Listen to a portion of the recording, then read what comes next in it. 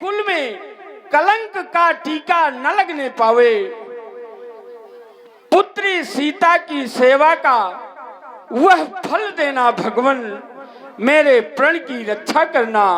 उपस्थित जनमानस एक बार प्रेम से जय घोष करें, भूत भावन शंकर भगवान की।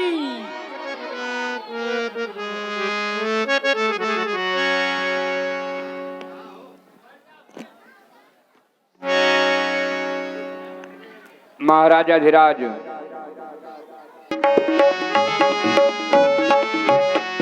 लगे कहने कछु कथा पुरानी,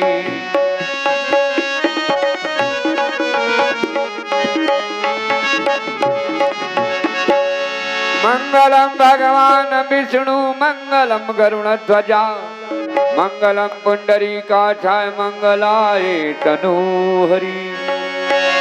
ओ मंगल के भमन अमंगल का नाश करने वाले ऐसे श्री राम जी और श्री लक्ष्मण जी, महाराज श्री दशरथ जी के आंगन में विहार करने वाले, उनके चरणों में बारंबार प्रणाम है। हमारी और हमारे समाज की रक्षा करें। ध्यान दे जन मुनिवर विज्ञानी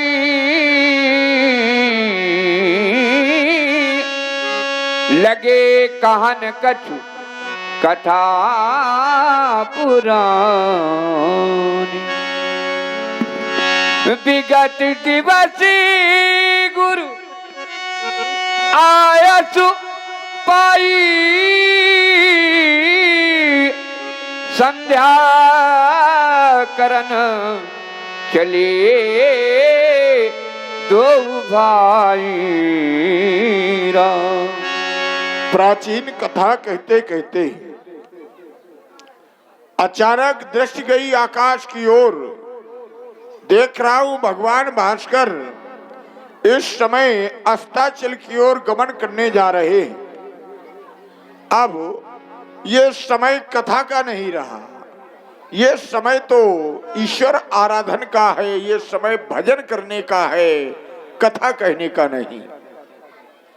अस्तु, तुम दोनों बंधुओं को मेरी आज्ञा है, दोनों बंधु मां संध्या की उपासना करो। संध्या करना अति आवश्यक है। बतलाया गया जो ब्राह्मण 3 दिन तक मां संध्या की उपासना नहीं करता, वह अपने ब्राह्मणत्व पद से गिर करके निम्न वर्ग के प्राणियों में हो जाता है।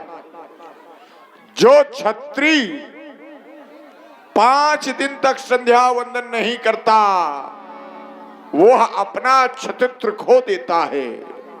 और जो वैश्य 7 दिन तक संध्या वंदन नहीं करता, वह भी निम्न कोट के प्राणियों में हो जाता है। इसलिए संध्या करना अति आवश्यक है। संध्या करने से हमारे द्वारा जो भूल से पाप हो जाते हैं, वह पाप नष्ट हो जाया करते हैं। मानव की तो चर्चा छोड़ो, तुम्हारे पूर्वज ये सूर्य देवता भी संध्या करते हैं। सिद्ध से मज्जित हो, खगों के रव से यह पड़ मंत्र दिया करते हैं। त्यों करजोर की ओट में हो, कुछ ओस का नीर पिया करते हैं। चंद्र के पात्र में अर्घ्य उठा, यह द्रग कंज भी मूंद लिया करता है। और कि कौन कहे बेटा, ये सूर्य भी संध्या किया करता है। संध्या करने का आदेश केवल शिष्यों को नहीं कि गुरु शिष्यों को आदेश दे दे और उसका अनुकरण स्वयं न करे। हम भी करते, हमहू करते, तुमहू करिए। ये संध्या सबको सुखदायी है। यह धर्म कर्म करना चाहिए जो चारों युग चली आई है। तैवर्ण की संध्या मूल और इन श्रुतियों को शाखा जानो, ये धर्म कर्म के पत्ते हैं। सो बेटा तुम करके मानो। जाओ, मन को एकाग्र करके ज्ञान चक्षुओं के द्वारा उस शांत स्वरूप के दर्शन करो, जिसके दर्शन से परमानंद सुख की अनुभूत हुआ करती है। इधर मैं भी संध्या वंदन करने जा रहा हूं।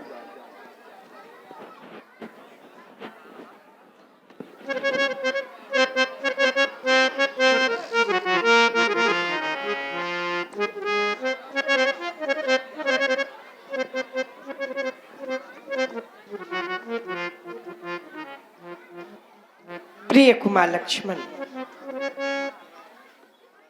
नित्य की भांति आज भी हमारे परम पूज्य गुरुदेव भगवान के द्वारा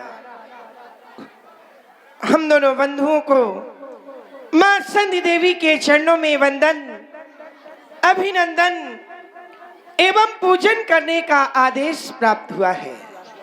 लक्ष्मण, ऐसे गुरुदेव भगवान के द्वारा आदेश प्राप्त हुआ है जिनके लिए आचार्य भी कहते हैं अज्ञान तिमिरांधस्य ज्ञान अंजन शलाख्या चक्षुर्मिलितं येन तस्मै श्री गुरवे नमः। ध्यान मूलम गुरुर्मूर्ति, पूजा मूलम गुरुपदम, मंत्र मूलम गुरुर्वाक्यम, मोक्ष मूलम गुरु कृपा। अखंड मंडलाकारम व्याप्तम येन चराचरम तत्पदम दर्शितम येन तस्मै श्री गुरवे नमः। तस्मै श्री गुरवे नमः। आदेश प्राप्त हुआ है कि दोनों बंधु मां संधि देवी की आराधना करे, वंदना करे, पूजा करे। क्यों नहीं लक्ष्मण? देखो ना कितना सुंदर श्रृंगार है मां संधि देवी का, कितना सुंदर दरबार मां संधि देवी का सजा हुआ है। तो ऐसे पावन समय का आलभ लाभ हम दोनों बंधुओं को लेना चाहिए। प्रायः लोग संसार में जानते ही नहीं कि संध्या क्या है।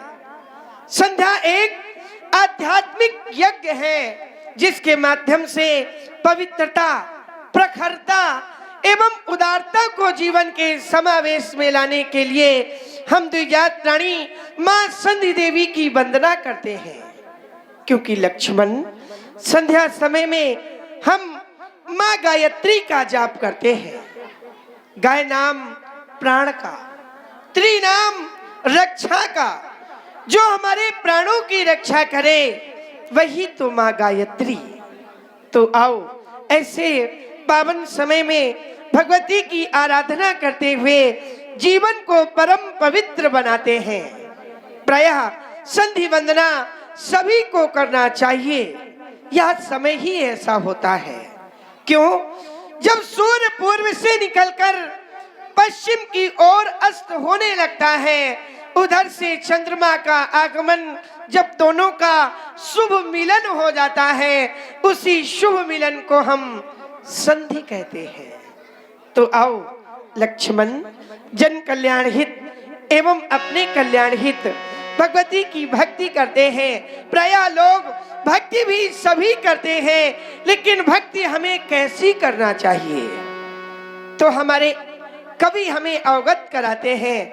भक्ति करे ऐसी करे कि वह मंदिर भी डोल जाए। भक्ति करे ऐसी करे कि वह मंदिर भी डोल जाए। तुम न बोलो और बैठी हुई प्रतिमा बोल जाए। ऐसी भक्ति हमें करना चाहिए। संध्या ये विज्ञाता, संध्या नानुपास्ता, जीव मानव भवेति क्षुद्रो मृता स्वाचा विजायते। एन विज्ञाता, जो संध्या के विषय में ज्ञान नहीं रखते। एनानुपास्ता, जो उपासना नहीं किया करते वे मनुष्य, मनुष्य होते हुए भी निम्न वर्ग के मनुष्य हैं। मृता स्वा विजायते, मरने के बाद स्वान की गति को प्राप्त करते हैं। 83,99,999 योनियों के बाद ये मनुष्य का शरीर मिला, और मनुष्य के शरीर को प्राप्त करने के बाद हम इतना भी ना कर सके कि मनुष्य की गति मिले। बड़ा कोलाहल हो रहा है। एक तो शोर ज्यादा मच रहा। नट मरकट की नहीं।